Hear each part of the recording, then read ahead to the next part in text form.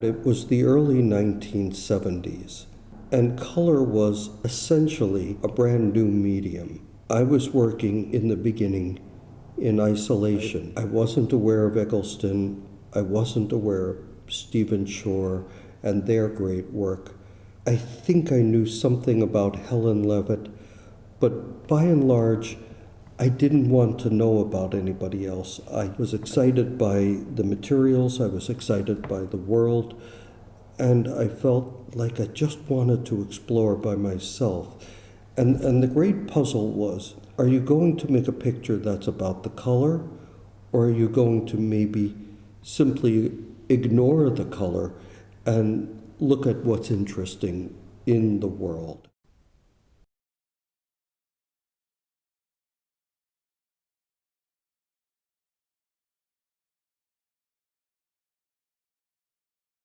This is a picture that was a bit of a breakthrough for me because it had both elements, I think. The formal qualities of the picture, the fact that it's a blue, turquoise, 1957 Thunderbird occupying nearly a third or a half of the frame, and then more or less an opposite color, the yellow, and then breaking into that yellow is her turquoise sunglasses. You have this meaning of the picture expressed through the color. And eventually that became the working definition of a good color photograph for me.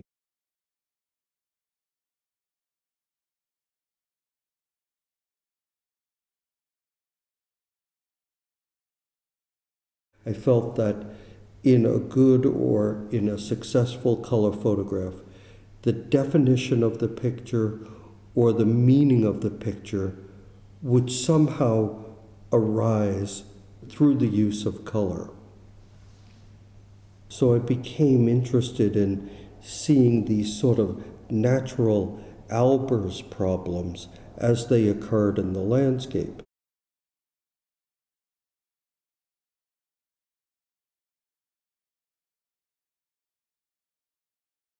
And if you take a look at this woman, I mean, of course, I'm interested in why is she walking down this dirt road and this sort of prototypically American scene of a large-scale landscape and the loneliness of the individual, the rugged individual in this case who's gone shopping. But I was also interested in how the green and aquamarine of her blouse operates against the yellow of the tall grass, against the gray tan of the building, against the blue of the sky. And that's just such a typical Albers exercise, to take a single band of color and place it against two or three other colors and see how it changes, see how it operates.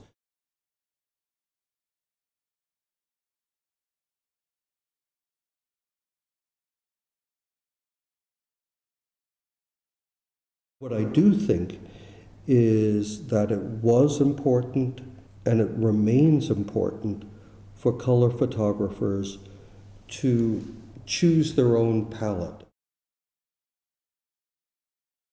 There were so many Bauhaus theories of color, one every week, but there was one that not exactly, but more or less said that if a work of art could be constructed out of two or three dominant hues of relatively equal density, that might be beautiful.